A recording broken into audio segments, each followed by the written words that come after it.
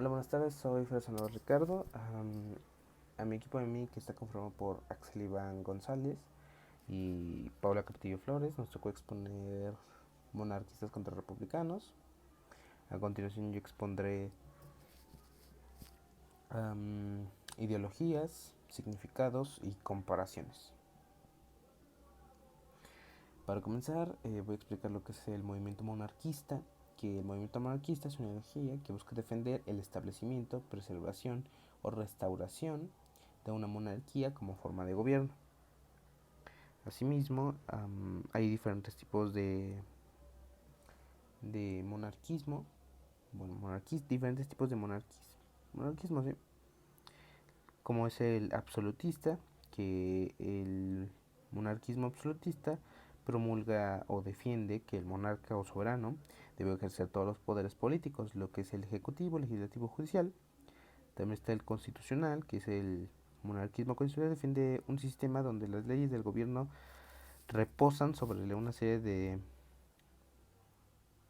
prerrogativas reales. Eh, ah, Asimismo el constitucional, el parlamentario, el tradicional, hay bastantes. Eh, el movimiento republicano mm, se movió. El Partido Republicano fue un partido mexicano que tuvo vigencia desde 1818 a 1840. Su visión era restaurar las instituciones coloniales con principios liberales, sin tocar o troscar el orden establecido por 300 años. Su fundador fue político y empresario don Lucas Alamán. Y bueno, fue un periodo, prácticamente fue un partido político chileno de muy escasa significación existente entre 1956 a 1961. Fue fundado por el senador independiente por Valparaíso Manuel Videla,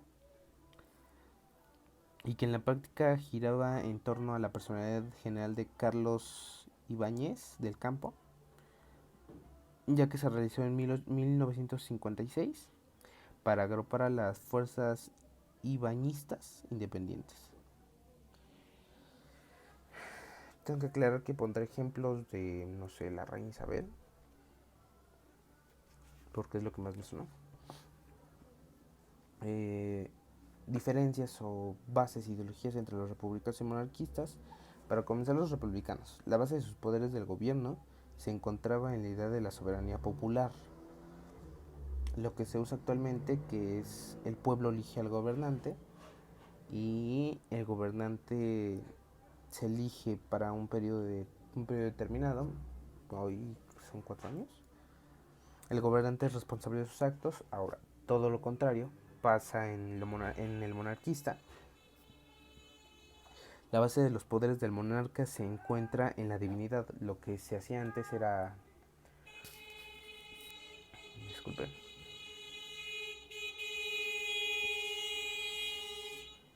Lo que se hacía antes es que según los reyes eran elegidos, era que Dios habló con ellos y les dijo, tú vas a ser el rey aquí.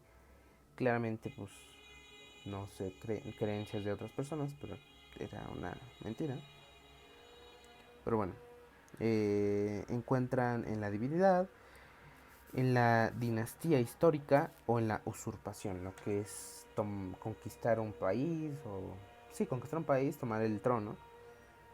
El rey lo es por voluntad divina, sucesión dinástica o por acto de fuerza de conquistar y tomar el poder. El rey ocupa el cargo vitaliciante, que vitaliciante de hecho no sabe qué era, pero es que se transfería generalmente al primogénito, lo que dije de la dinástica, al primogénito del poseedor del cargo, y como decía, todo lo contrario de los republicanos, que en los republicanos el gobernante es responsable de sus actos, todo lo contrario, el rey es irresponsable de sus actos. A continuación pues leeré una pequeña parte. Ok. La rebelión federalista en 1840 contra el gobierno de Anastasio Bustamante fue uno de los enfrentamientos armados que sacudieron a la capital en aquel periodo, así como el movimiento para que Gutiérrez de Estrada, es ex ministro de Relaciones Exteriores, planteara el regreso de la monarquía para terminar con los conflictos internos. Su intento quizás no hubiera sido perdido en el tiempo si la Casa Real Austriaca no hubiese mostrado interés en la propuesta varios años después. ¿Por qué propuso esto? Porque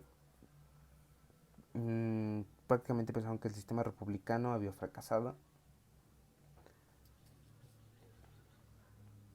Disculpa. Y bueno, creo que eso es todo.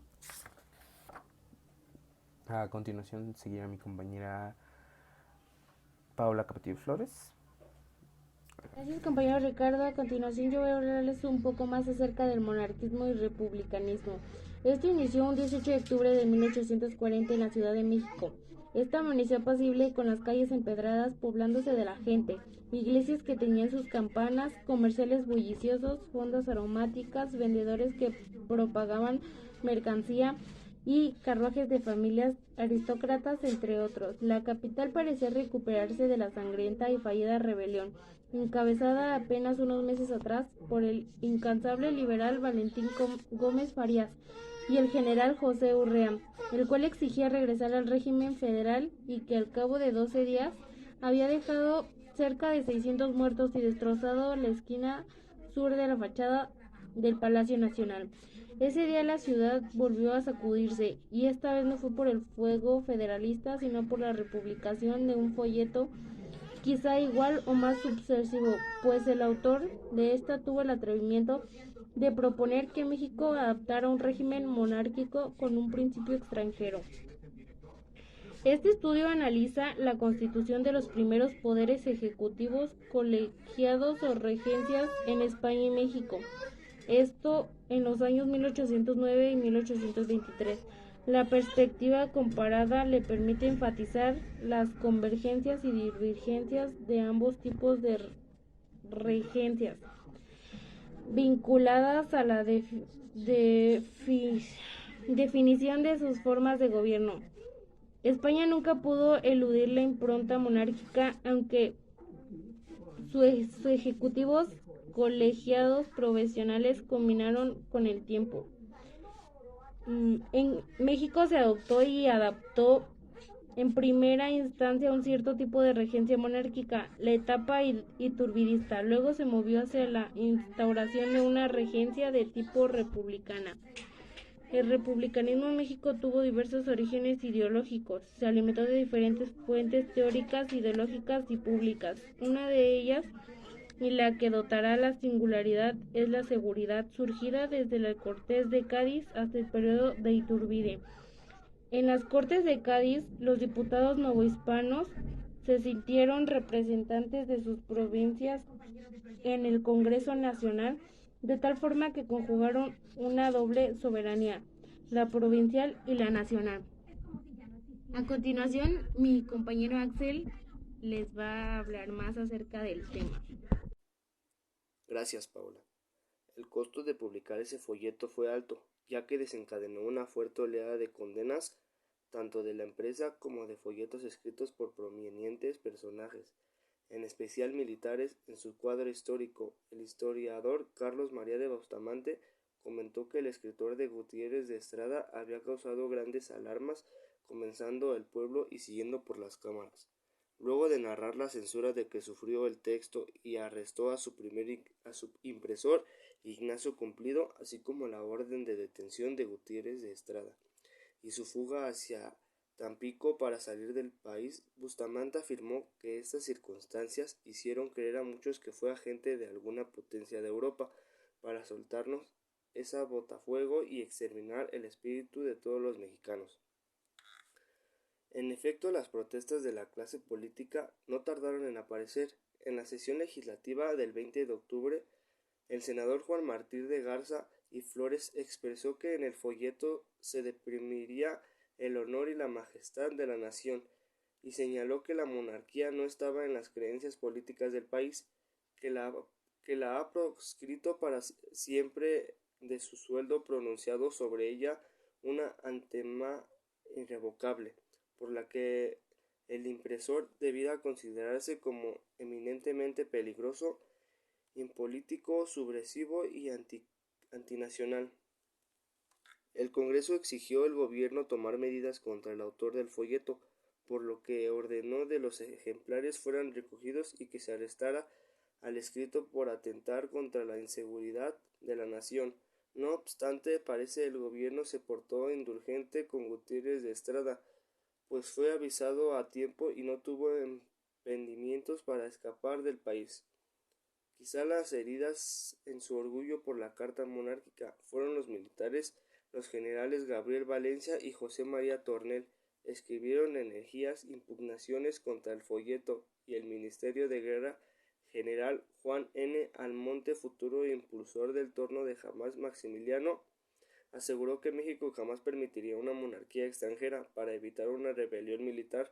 El 23 de octubre, Anastasio Bustamante dirigió una proclama al ejército en el que se decía sorprendido por los delirios de Gutiérrez de Estrada, ya que se encontraban en contradicción con los principios republicanos que habían expresado ante su vieja Europa y muchos más. Me ha sorprendido el atrevimiento con la difamadora a todas las clases de la sociedad y denigrado a la nación a la que pertenece. Al día siguiente, Bustamante emitió una proclama a los ciudadanos para confirmar su decisión de sostener la forma republicana del gobierno y expresar cualquiera que sean las desgracias que aflijan a los mexicanos. Jamás se arrepentirán de la elección que han hecho de las instrucciones republicanas. La empresa también manifestó una agitada reacción contra el imperio de Gutiérrez de Estrada. El diario del gobierno afirmó que el remedio de una monarquía extranjera para México no era posible, y en caso que lo fuera, sería peor que la enfermedad, pues destruir la independencia nacional.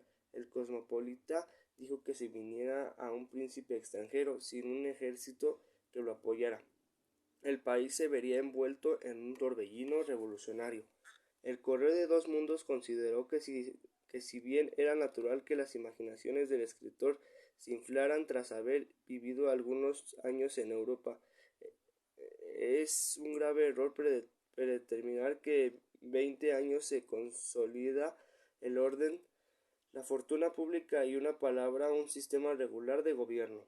A pesar de que la monarquía como opción de gobierno para México seguramente estaba en la mente de más de una persona que deseaba estabilidad y prosperidad para el país, en definitiva no era el momento de intentarla.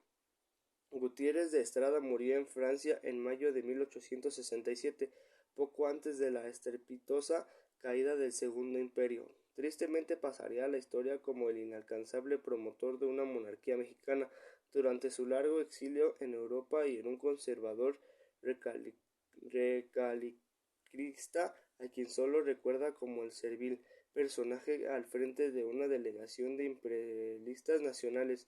Ofreció el entorno de México al archiduque Maximiliano en el Palacio de Mirán. Se ha olvidado, sin embargo, que su folleto de 1840 fue una de las más incisivas y honestas críticas al sistema político de su tiempo, y que buscaban una solución para hacer efectivas las ideas de libertad, aseguran los derechos de los ciudadanos y buscar alternativas pragmáticas para lograr el haciendo progreso económico y social que anhelaba para la patria a la que jamás habría de volver. Eso fue toda la exposición, maestra. Gracias por su atención. Que tenga una bonita noche.